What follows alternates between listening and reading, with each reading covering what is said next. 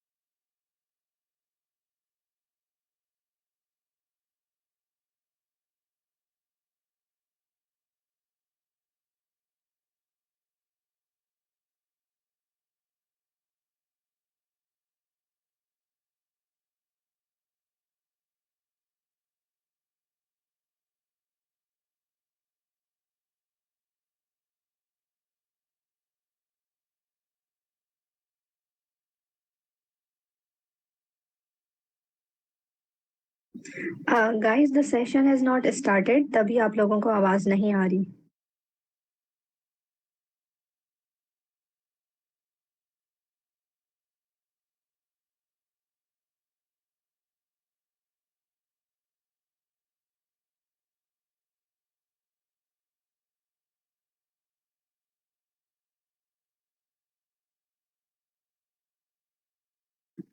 I think we should start now.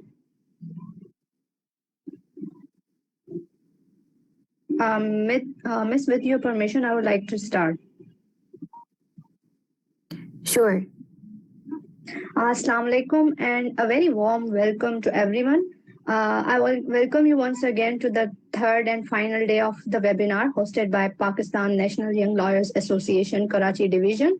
It is truly a pleasure to have you all with us as we conclude this 3-day webinar on digital law frameworks organized in celebration of Safer Internet Day with the aim of promoting awareness about digital rights, responsibilities, and legal protection in today's evolving digital landscape.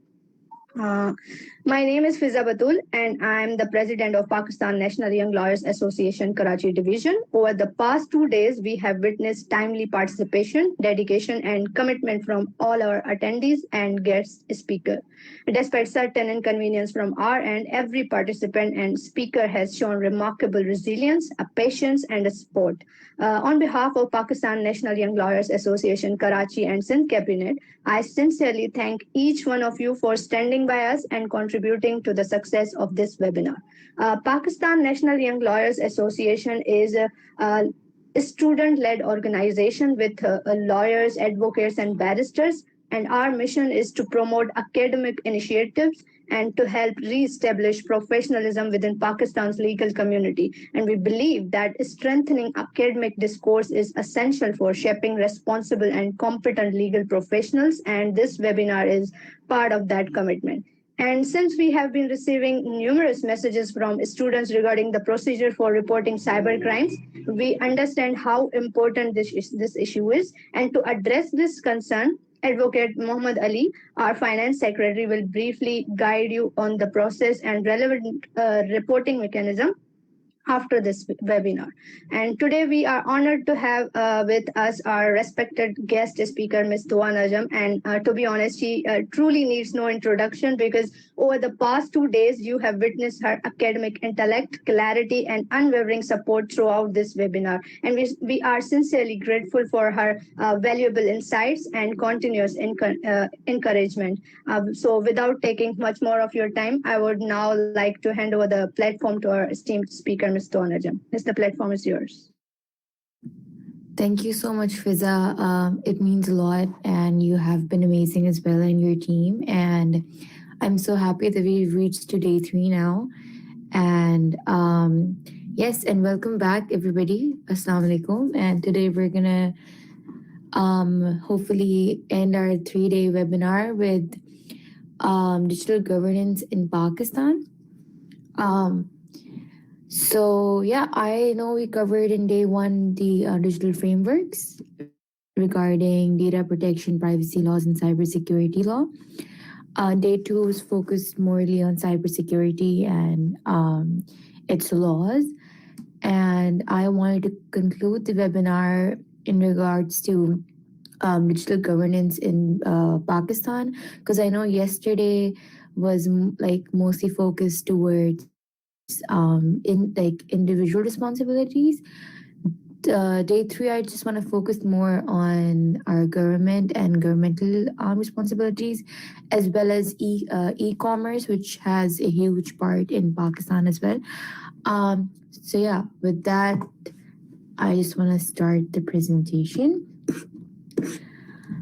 Okay, so digital governance in Pakistan. Now, digital governance in Pakistan refers to the use of technology by the state to deliver public services, regulate conduct, and manage information.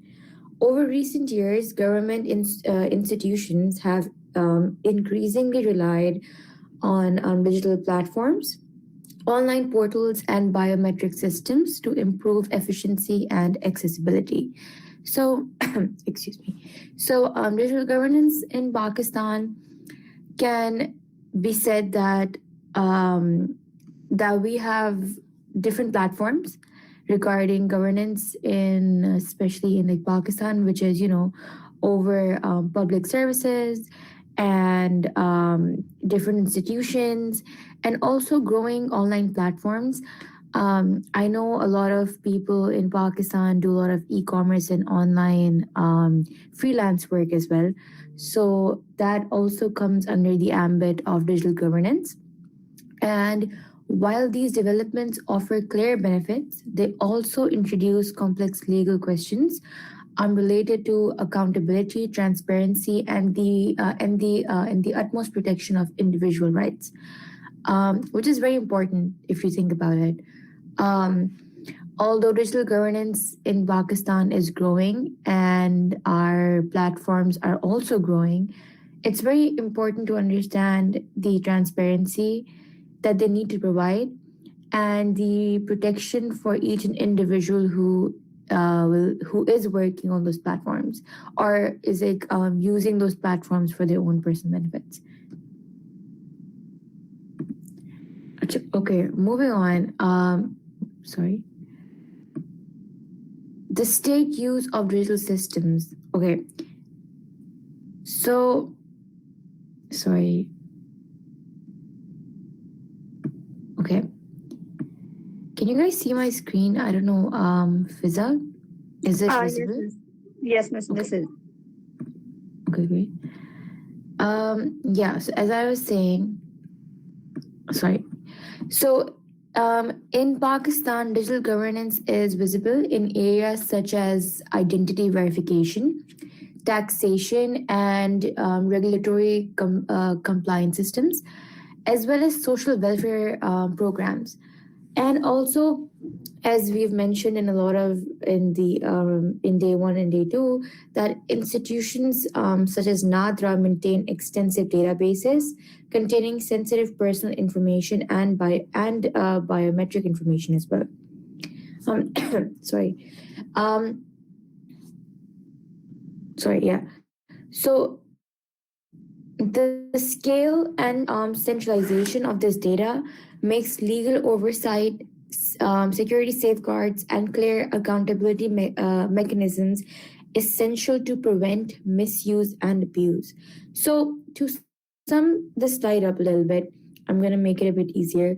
So, in Pakistan, digital governance is very much visible. As I mentioned before, in the biometric verification, we have online verification that comes under the scope of digital governance, as well as our compliance systems, our social welfare programs.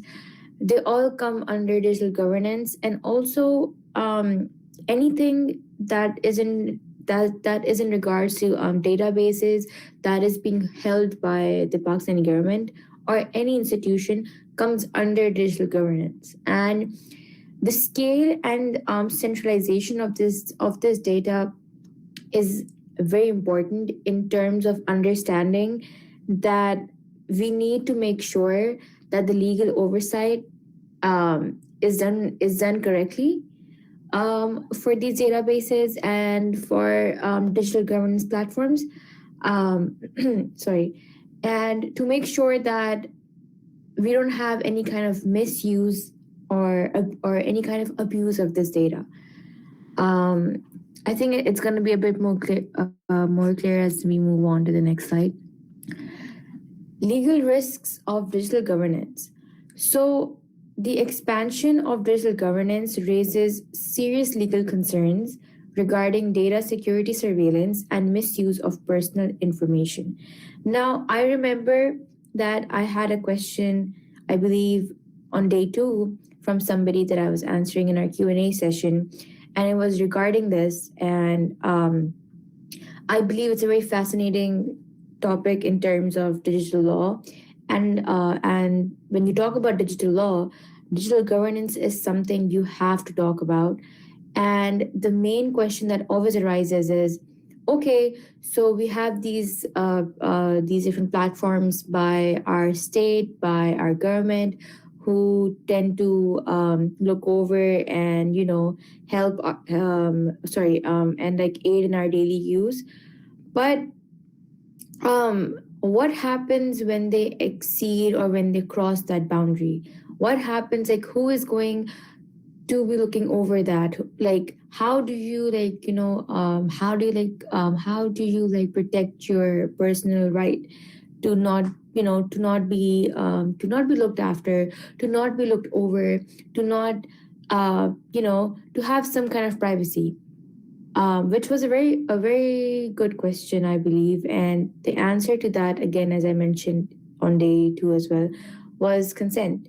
And that's very important because digital governance can easily cross boundaries if not taken care of properly, if those rules aren't implemented or followed properly, and also if the public doesn't have enough awareness regarding their own rights. I think every individual should have an understanding of, if something doesn't feel comfortable to you, if you don't feel being comfortable looked after, or if you don't feel comfortable in terms of sharing your information with any platform, I think that is a sign in which you should just back off and be like, okay, I don't want to do this, and you don't have to do this, right? Sorry. And in the absence of a comprehensive and enforceable data protection regime, individuals have a limited ability to challenge how their data is being collected, stored, or shared by the state authorities, increasing the risk of constitutional and human rights violation. See, that's one of the biggest problems we face as tech lawyers as well, is in regards to when it comes to privacy rights and human rights violation, is because unfortunately we don't have enough laws, we don't have proper frameworks yet to be implemented in terms of bridging the gap of privacy and like digital governance. That is something, that is an area that is still developing. That is a very gray area, I believe, personally. And a lot of the developing world and the developed world, where even in the US, I believe, this is still a very gray area, and the government and different institutions are still working towards it. But there are no proper frameworks held in which you can make an institution, hold accountable for spying over you. You know what I mean? And it's a bit difficult to do that. For instance, I don't know if you guys have heard, bigger institutions, and I'm not just talking about Pakistan right now. If we talk a bit of a global recent example would be, for example, Facebook or Google, in which they are tracking everybody's different like preferences. They know what you like, they know what you don't like, they give you ads regarding to that. That comes under digital governance. So I believe like that is something that still needs to be worked on. And digital governance is a very gray area. And personally, that question yesterday really made me think a lot about it as well. And I really wanted to talk about it in today's session as well. And if you guys in our Q&A session have any answers to that, I would love to hear that as well. Honestly, I believe it's a two-way street, and we both learn from each other. And I'm still looking for an answer. My personal opinion will always be the idea of consent, but besides that, I don't think that there is something else that I can think of, because the markets aren't still working towards it. People are still figuring out the answer to this question. And because we have so many recent cases coming up, I feel like the law is a bit ambiguous in that area. Yes, sorry, moving on. E-commerce and the digital economy. So now I kind of want to pivot towards e-commerce and digital economy. Digital governance, as I mentioned in the last slides, is just the state and the government trying to be a part of the digital world for all the individuals, making sure that these organizations and even governmental organizations are trying to look over these individuals who are having different kinds of activities on online platforms. But at the same time, I feel like a very important question that like comes up is who is looking after them? You know what I mean? And that is a question that is still not being answered. Unfortunately, even I can't come up with an answer for that. And I believe that we still need more and more information. We still need more and more case laws, recent case laws, to figure out this question. I'm sorry if I'm not being clear about it. But yes, moving forward. So e-commerce and the digital economy. E-commerce has become an important component of Pakistan's digital economy, enabling online marketplaces, digital payment systems. Digital law plays a a very crucial role in regulating online contracts, electronic payments, consumer rights, and platform responsibilities, all of which are necessary to ensure trust and fairness in the digital markets.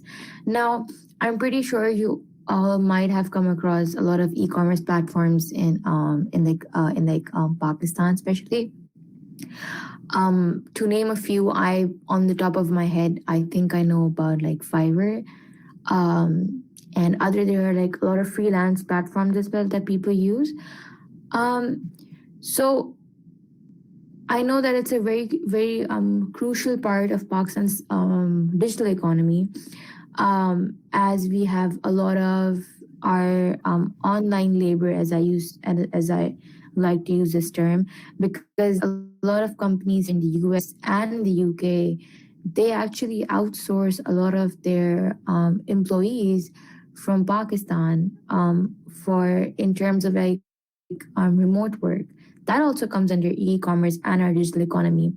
Unfortunately, that side of the economy is not counted in our in the banking and finance world, in especially in like Pakistan. But like digital economy actually plays a huge role in Pakistan, because we have online contracts, we have electronic payments through digital wallets, like Just Cash, like Easy Pesa, and consumer rights and platform responsibilities, all of which are very necessary to ensure trust and digital fairness in the market. And I know these big platforms are growing day by day. Um, and there's still a lot of I'd like to say ambiguity in those platforms, um, but in terms of regulating it, but you know, um, the legal counsel still isn't.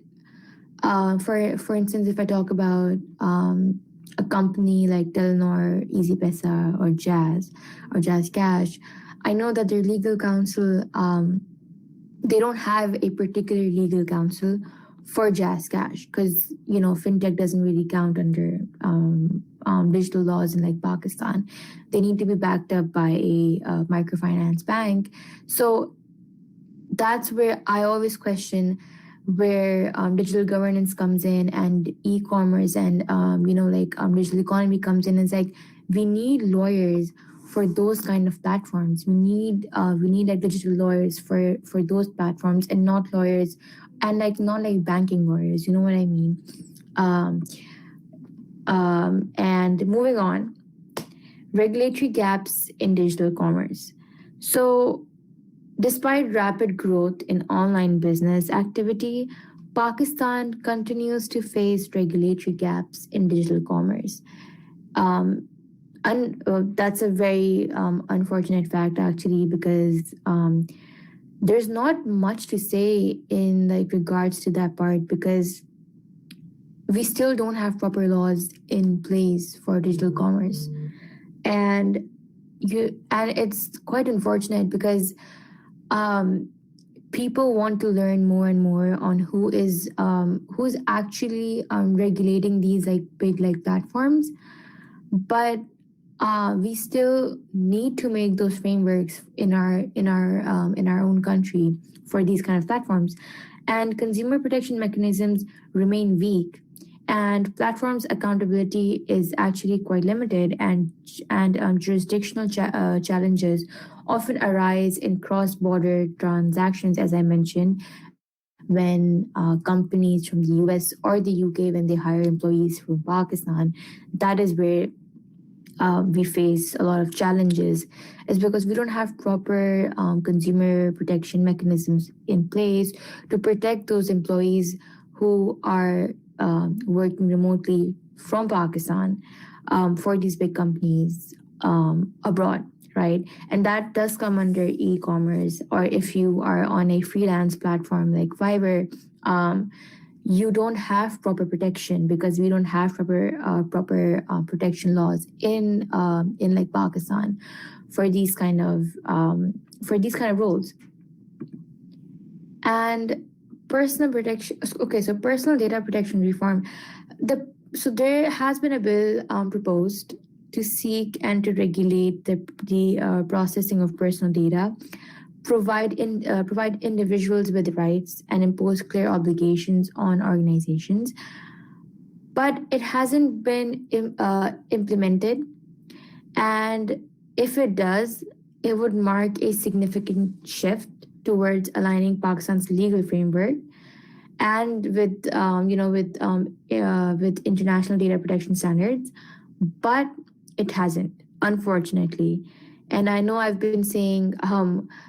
um, been saying that since the past three days, but that's the truth, because we don't have proper frameworks in place to have any kind of digital commerce, to have any kind of proper governance or proper regulation of these different issues that arise. And to be honest, there is no clear answer to that because of these reasons. Because if you're not going to have proper regulation and proper digital frameworks in place, you're not gonna you're not gonna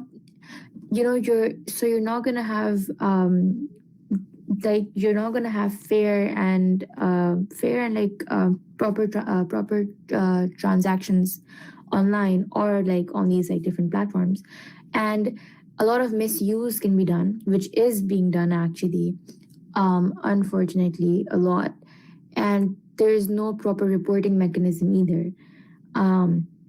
So yes, that is another problem. And why is this important? So the importance of data protection for Pakistan. So strong data protection laws are essential for Pakistan's digital future. They help build public trust in the digital system. Because if you're gonna have proper stronger laws, the public will start trusting the whole system. But we don't have trust in the system. How will we actually trust the system if the whole system keeps failing us? You know what I mean? I think that's something that I also think about a lot. And then also, they help build public trust in our systems, support the growth of fintech and online services. Fintech, in all of these 3 days, I know I had a question, I think, on day one regarding this as well, and I'll get back to that after this slide. They enable international trade, data transfers, and protect individuals from misuse of personal and financial information in a data-driven economy. Now, as I navigate myself in the international market here, I realized that Pakistan's digital potential is a lot, and we are a very data-driven economy. But the main problem that we face, that I personally think, is we have a lot of bright minds. We have a lot of young people who really want to work towards it, who really want to come into this area of law, or even with like companies, with like different startups. We have a lot of potential. We do. But the problem here comes in, again, with the proper regulation, with the proper governance. We need proper governance. If we don't have proper governance, it's always going to be a huge problem for us and our whole country to actually stand out. To make sure, because the only thing that's being highlighted is the misuse of this data, which is true, it is, and that's a huge problem. But if we have proper digital governance, we have proper policies, we have proper frameworks, this wouldn't be a huge issue. And we can actually highlight the proper talent in our country in a very efficient and like a clean manner. But unfortunately, because of the absence of proper data protection, we can't do that. And that's why we need proper data protection. That's why it's so important in the whole aspect of the digital governance as well. And it always comes in our e-commerce business, our our ever growing fintech services. And just like on like a on like a different side note, fintech is a huge part of digital governance as well. I know a few years ago, people wouldn't have thought that, oh, Pakistan has such huge fintech companies, but now we do, and they're growing day by day. They're being a focus of interest from international businessmen, and because of these growing fintech services, there is a huge need for digital governance. And I really hope that our government actually realizes that. And as you all may have noticed as well, that e-commerce and fintech services, digital wallets, they've grown so much to the point where even if you meet like our local flower vendor, he wouldn't know how to speak, but he can use your digital wallets. He knows what Jazz Cash is. He knows what Easy Pesa is. He knows how to transfer money. You know, that is crazy. And I personally feel like that's a huge indicator of how much our digital economy is literally spread out into these like rural villages, into people who don't even know how to operate a phone, but they know how to operate these like wallets. And I personally think that I don't work for the government, but if I did, honestly, I would take this as a huge sign, as a huge positive sign that our digital economy is like growing day by day, and maybe we need to put in proper frameworks to make sure that it's not misused, to make sure that it is properly that it's like properly looked after. But unfortunately, these are private companies who are governing according to what they want and how they want to do it. So yeah, unfortunately, that's the whole reality of this. And hopefully these 3 days I have made sure that I can highlight this importance, that I don't speak for the government. I can't, but I can answer you guys different solutions, which can be in regards to how can we bridge the gap. And I think that is the only way we can bridge the gap. Moreover, moving on, impact on businesses and institutions. Um, as digital regulation develops, businesses and institutions in Pakistan will face increasing compliance and governance responsibilities, data protection obligations, cybersecurity standards, and regulatory compliance will become central to business operations. And again, the same thing comes over and over again is the whole requirement of legal expertise to manage risk and to ensure lawful digital practices. This is something that I cannot stop emphasizing on. We need this. We desperately need this. And hopefully these 3 days, if you guys can take anything away from this, is if somebody ever asks you, I am so proud of our country that we have actually improved a lot in our whole in our digital space.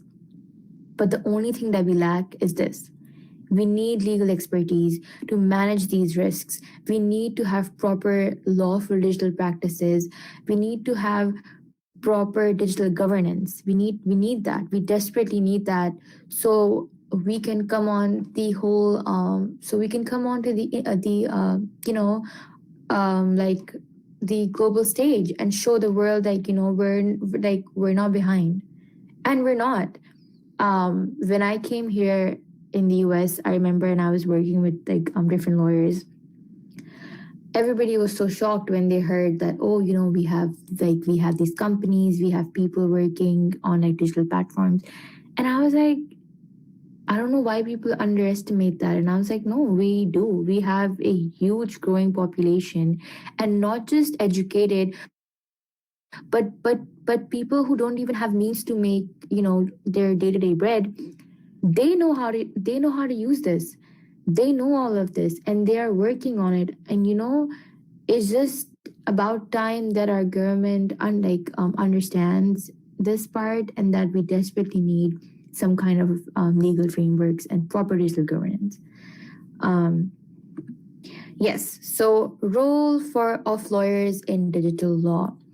So now I'm gonna pivot more towards digital law. We have covered digital governance a little bit, and also data protection, and also e-commerce. Um, sorry. So the role of lawyers in digital law. Just to give everybody like a bit of a heads up, I myself am a huge enthusiast of digital law, and I really love working in this space, and I think it's an ever growing space. I think it's something that is still coming up. And lawyers play a crucial role in shaping Pakistan's digital legal landscape. Their whole responsibilities extend beyond litigation to advising on compliance, drafting internal policies, guiding regulatory companies, and contributing to law reform areas such as data protection, cybersecurity, and digital governance.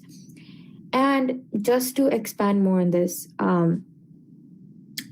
I personally think if anybody here is a lawyer or wants to be a lawyer, digital law wasn't a very well known area of law to practice 5 years ago. But now it's something that's going to be a huge area of practice all over the world. Um, but people aren't just super aware of it. And because I really I like to consider myself as a young lawyer, and I would love to inspire or help any young lawyer to understand this role, that digital law is something that can be practiced in any shape or form. And we need young lawyers, we need proper educated young lawyers with an understanding of the digital world, so that we can help in making these legal frameworks for our country, and helping the government in making policies, in making different laws, in making data protection laws. We need that. And I just think that it's a very underestimated, undermined area of law that is up and coming. And there's a lot of roles in this area of law. Yeah, and I personally am working with 2 companies right now here in the US, and I'm also working as a digital lawyer. Um, and I work with stable coins and crypto, and I think, and also policy making. And I think that's something that we need. We need something, we need lawyers in that area of law, so they can give back to our government in understanding how to make these like different frameworks.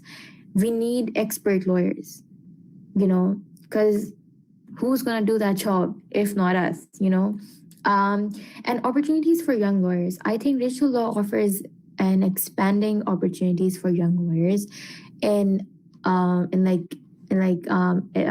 advisory work, regulatory compliance, cybercrime litigation, fintech regulation. Very important. I love that part. And policy development. And as tech continues to reshape our society, legal expertise in these areas of law will become extremely valuable and in demand. And that is something I am a huge advocate for. That there is an extreme amount of demand, but the supply is very low because everybody wants to go into corporate. This is corporate, but it comes under digital law. And for proper digital governance, we need digital lawyers. We need people with proper expertise. That's how we can help and give back to our own community. I think that's also a huge aspect of being a lawyer.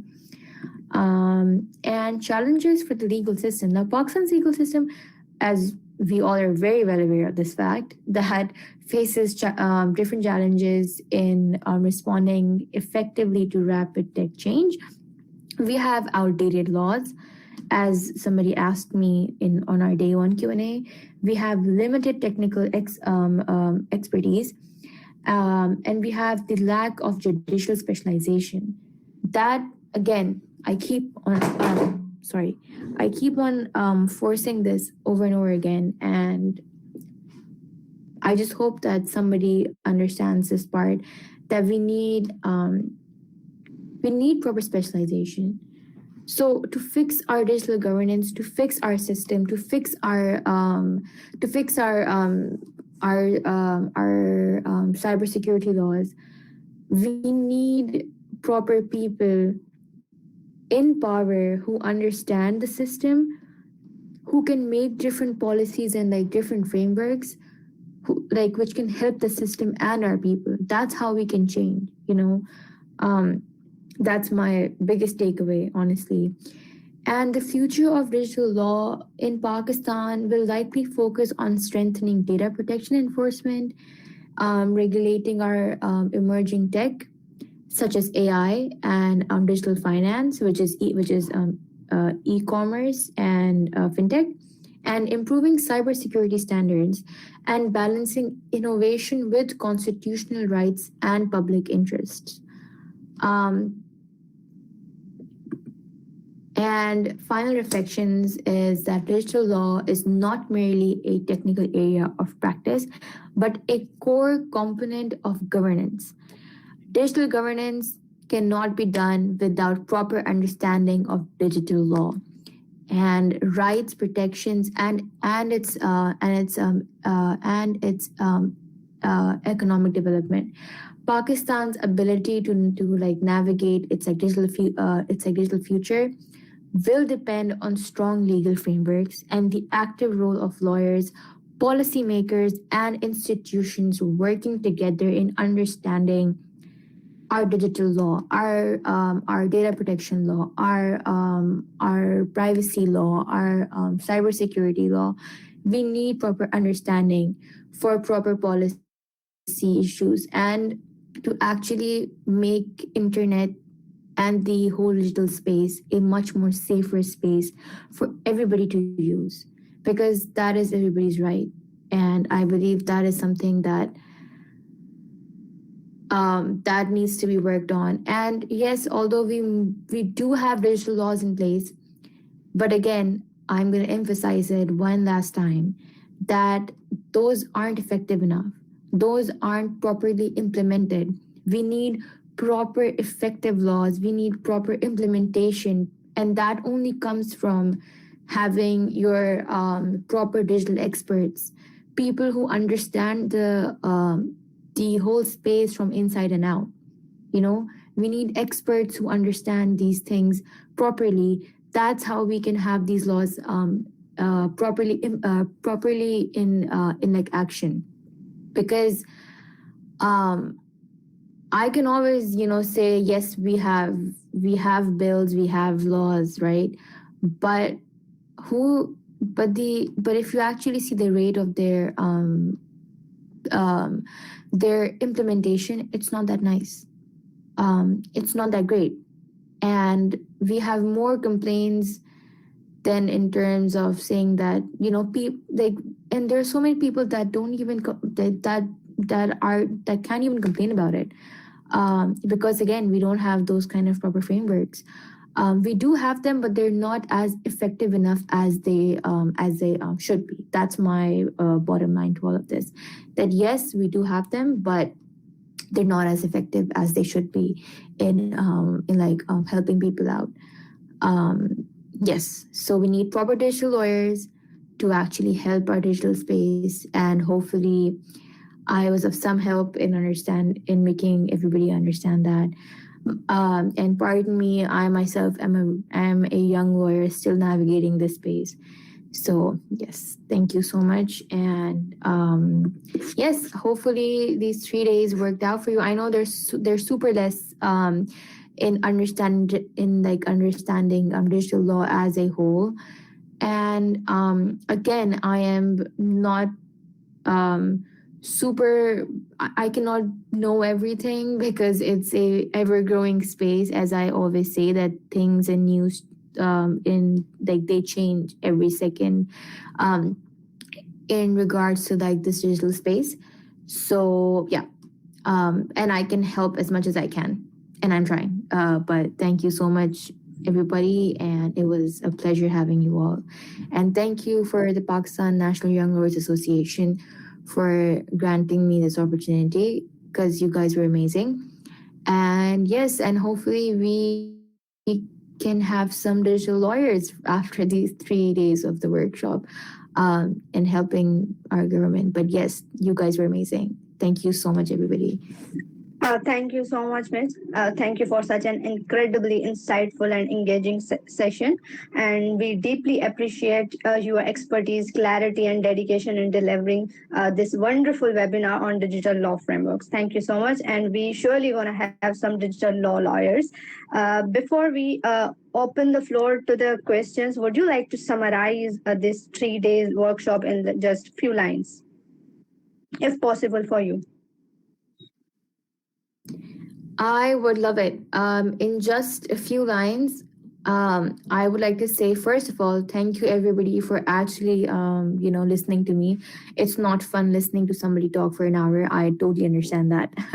But I would like to say that digital law is something that, as I mentioned, I feel very passionately about. And as hopefully, I just feel like Pakistan is doing an amazing job in terms of growing online, and our government has done some efforts in passing bills and making sure that we have proper institutions in place for helping our local people in terms of cybercrime and everything else. But one last thing I will always say is that we still need proper digital experts. We need digital lawyers who can help the future of Pakistan and making this internet a safer place for our community and for our growth. And yes, that's what I would like to say is that hopefully we have proper policymakers and experts who help in this ever growing and ever changing space. So yes, thank you so much, Fiza. Thank you so much, Miss. So the first question is from Omer Mahmood, and the question is, what resources would you recommend to refine our understanding on digital law, considering that of such resources in Pakistan at the moment? That's a very good question, honestly. I always say that even when I was learning as a young lawyer as well, and I'm still a young lawyer, but digital resources for digital law, I think the best place to look is online, even in Pakistan. You can always, I personally learned all these things myself through online courses. I met with a lot of digital lawyers. I would say the number one thing you can do is connect with these lawyers, connect with these people if you want to learn about digital law, is connect up with experts. Talk to experts, reach out to them, email them, go on LinkedIn, message them. You need to reach out to these experts. That's one way that I would suggest, and the other way would be maybe taking courses or just reading articles and just very getting yourself well versed about what's happening in the world and what's happening in the online world. And yeah, talking up with experts, talking up with young lawyers and digital lawyers and lawyers who practice in this field. I think that is something that's going to really help you. And even from back in Pakistan, you can always reach out on online, email, message, anything. Like there's always so many options. People just need to understand and like go out and like actually go on the internet and see. But yes, I would say these three things. Okay, the next question is from Anas Shamim. And the question is, as technology evolves faster than legislation, how can the legal system remain effective, fair, and adaptable in regulating the digital world? So, if I have to summarize the question, that is basically how can we have the flexible legislation that can work for us? Okay, so just to answer your question in a brief way, um, so legislation always works. I know after our tech advancements, I just personally feel like there is what we can do is actually learn from our past mistakes. What legislation can do to make it better and like safer is learn up from the cases that are being reported, from the mishandling of tech. When you have cases where there has been a proper data breach, when somebody is trying to do something that is not ethical, maybe legislation can learn from that in terms of strengthening their laws, or going over their old frameworks, making sure that we are actually connected with the ever growing world of tech. And I would say legislation to like catch up, just make sure that we are up to date, we know what's like happening, and also learning from different cases and making sure that our like legal frameworks actually make it safer for future uses, and that those kind of mistakes and misuses don't happen again. And that can only be done when you change those legal frameworks, as you get new misuse of tech cases every other day. So I think it sounds very niche or very impractical, but if I have to think on the top of my head, I'd say the only way to like catch up is maybe have like a very flexible legal framework in which you can amend it quite frequently, because we need that. We need quite frequent amendments, because if we don't have them, then since tech is growing every other day, you will always have new and new problems arise every other day. So we need to catch up, and the only way to catch up is have flexible amendments after learning from those cases. Hopefully that answers your question. I'm so sorry if I'm being a bit vague, but I'm trying my best. Thank you. Thank you so much, Miss. Thank you so much for your dedication over the past 3 days, guiding us through cybercrime, digital, and data privacy laws. And I truly want to appreciate your support, that you were so consistently supporting us, even after the inconvenience from our side. And we truly appreciate mentors like you, because this is just newly established organization in the Sindh, and we truly appreciate mentors who support and guide us throughout the process. Thank you so much, Miss. Thank you so much, Fiza. You guys have been amazing, and to the audience as well. Like you guys have been super nice, and super supportive, and hopefully I was of some help to everybody. And I'm still an ever growing lawyer as well, and I'm trying my best. And you guys can always reach out to me on I have a LinkedIn. So if anybody has any questions or still anything that they want to know about, you can always reach out to me on that, and I'm very responsive and helpful. But thank you so much, Fiza. Thank you so much for being so kind, Miss. And since we were having a lot of queries regarding the reporting mechanism of cyber crimes, so we are going to have a little bit of chit chat session with Advocate Mohammad Ali, who is part of our organization. He is Finance Secretary in Pakistan National Young Lawyers Association, Karachi Division. So, Ada, I request you to please speak on that topic.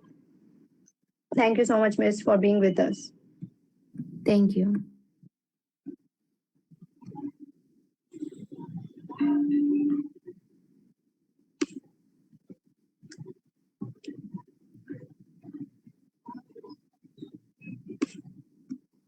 Guys, am I audible?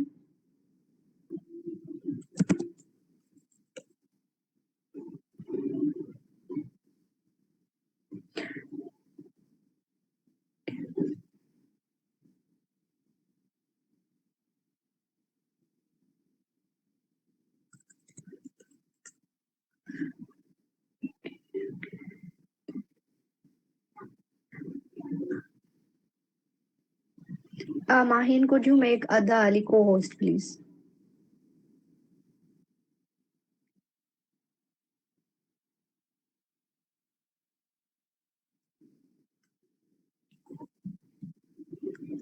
Mahin? Yeah, he's already co-host. Okay.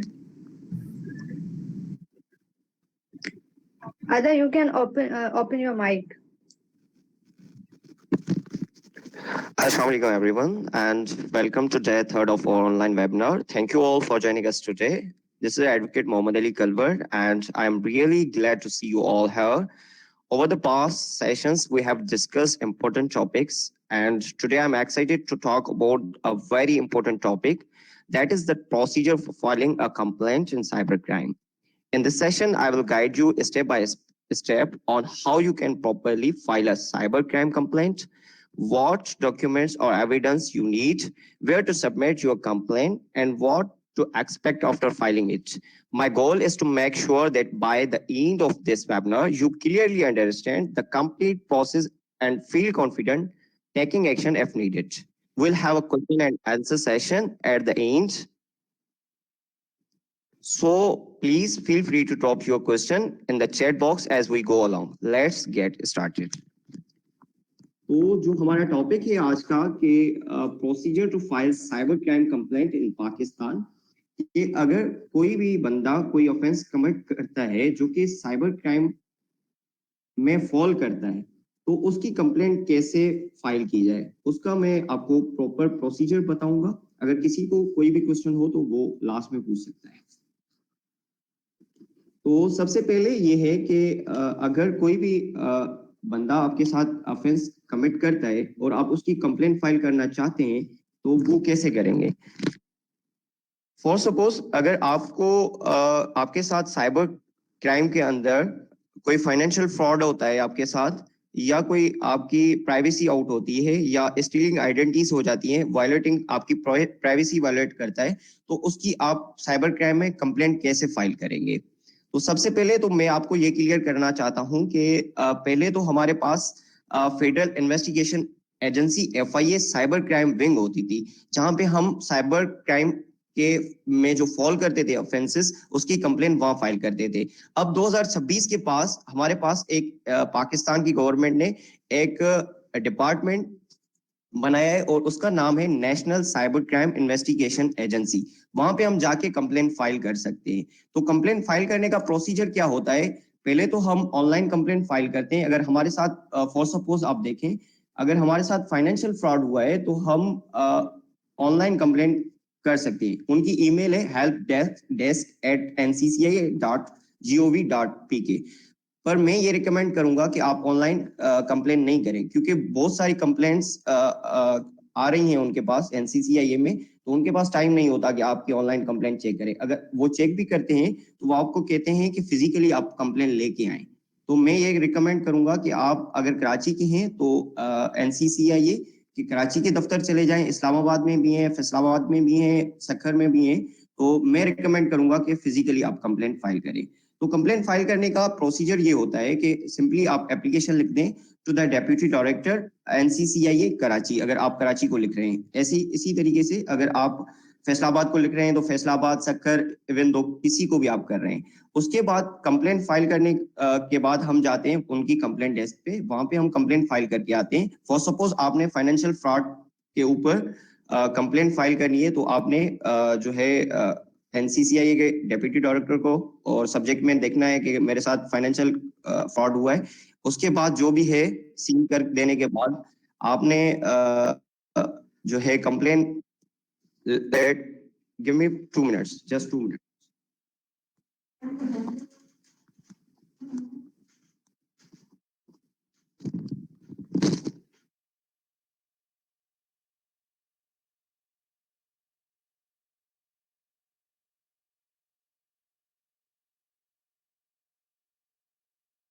I'm sorry, guys, because there are some internet issues at Adali's end. So I would be glad अगर आप सब लोग 2 minute यहाँ पे बने रहें.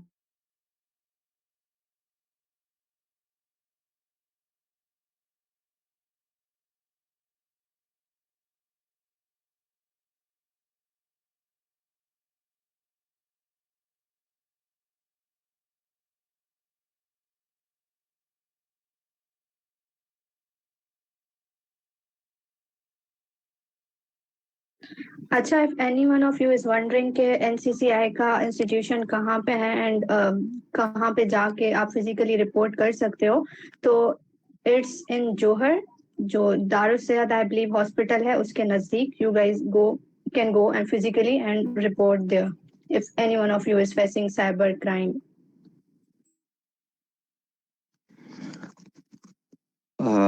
Sorry.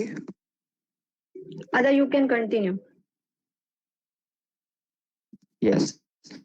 उसके बाद आपने कंप्लेंट जो है रिटन में लिख देनी है और आपने जाके जैसे कराची में है तो दारुल सेहत हॉस्पिटल के साइड में ही उनकी विंग है, तो वहां पे आप जाते हैं, कंप्लेंट डेस्क पे आप अपनी कंप्लेंट फाइल करके आते हैं.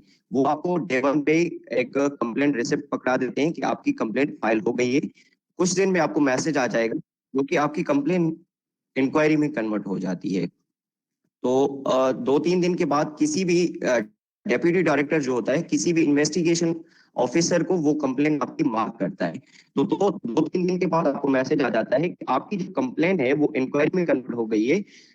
चूंकि आपने फलां के खिलाफ कंप्लेन की है, तो आप आए और आके जस्टिफाई करें कि आपके साथ जो ऑफेंस हुआ है वो रियली कमिटेड हुआ है या नहीं हुआ.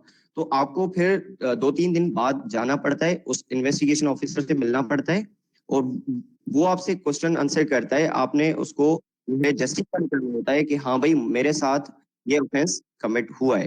तो जैसे आपके साथ फाइनेंशियल फ्रॉड होता है तो आपने उसको ऑनलाइन रेसिप्ट दिखानी होती है कि आपके साथ ये आपने ट्रांजैक्शन की है. तो उसके बाद जब वो आपसे मुत्तमिन हो जाता है तो आपने जिसके खिलाफ कंप्लेन की होती है, जो कि आपका ऑफेंडर होता है, तो वो उसको नोटिस भेजता है 160 सीआरपीसी के तहत, जो कि इन्वेस्टिगेशन ऑफिसर को पावर है 160 सीआरपीसी के तहत कि वो किसी को भी नोटिस भेज सकता है किसी भी इंक्वायरी में. तो वो जैसे ही ऑफेंडर को नोटिस भेजेगा कि फिलहाल बंदे ने आपके खिलाफ कंप्लेन की है फाइनेंशियल फ्रॉड की, आपको 3 दिन में आके मेरे ऑफिस में जस्टिफाई करना पड़ेगा कि आपके खिलाफ ये जो एलिगेशन है वो जो है फॉल्स एंड फैब्रिकेटेड है. अगर आप नहीं आएंगे तो ये ऐसे कंसीडर किया जाएगा कि आपने ये ऑफेंस कमिट किया है, तो फिर उसके खिलाफ जो है इंक्वायरी कन्वर्ट हो जाती है एफआईआर में. इस जगह पे मैं आपको एक और प्रोसीजर जो है बताना चाहूंगा कि एफआईए की जो होती है, एनसीसीआई एफआईआर करती है, वो डायरेक्ट एफआईआर लॉन्च नहीं करती. वो पहले आपकी कंप्लेंट होती है, कंप्लेंट कन्वर्ट होती है इंक्वायरी में, फिर इंक्वायरी जाके एफआईआर बनती है. तो इसमें सिंपल प्रोसीजर नहीं है. अगर इन्वेस्टिगेशन ऑफिसर आपको लगता है कि वो ऑफेंडर के साथ मिल गया है और वो आपकी एफआईआर नहीं जो है लॉन्च कर रहा, तो दूसरा ऑप्शन आपके पास ये है कि आप 22A में जा सकते हैं डिस्ट्रिक्ट एंड सेशन जज के पास कि सर ये मैंने कंप्लेंट इस डेट पे फाइल की थी before the cyber crime wing, उन्होंने जो है मेरी ऑफेंस जो है मेरा कॉग्निजेबल ऑफेंस मेड आउट हो रहा है, उसके बाद भी इन्वेस्टिगेशन ऑफिसर एफआईआर लॉन्च नहीं कर रहा. तो इस अदालत से ये इस्तदा है कि इन्वेस्टिगेशन ऑफिसर को हुक्म दिया जाए कि वो मेरी एप्लीकेशन को ग्रांट करते हुए मेरी एफआईआर लॉन्च करे. तो कोर्ट जो है डायरेक्शन देती है तो वो भी एफआईआर हमारी हो जाती है. अगर चूंकि ये सारा प्रोसीजर होने के बाद अदालत की मेरे ख्याल से जरूरत नहीं पड़ती है. बाकी अगर इन्वेस्टिगेशन ऑफिसर ये है कि इसमें टाइम प्रोसीजर लेता है तकरीबन 2 से 3 मंथ का एफआईआर होने में. तो अगर इसके अलावा कुछ भी आपको पूछना है तो पूछ सकते हैं. Thank you so much, Ada.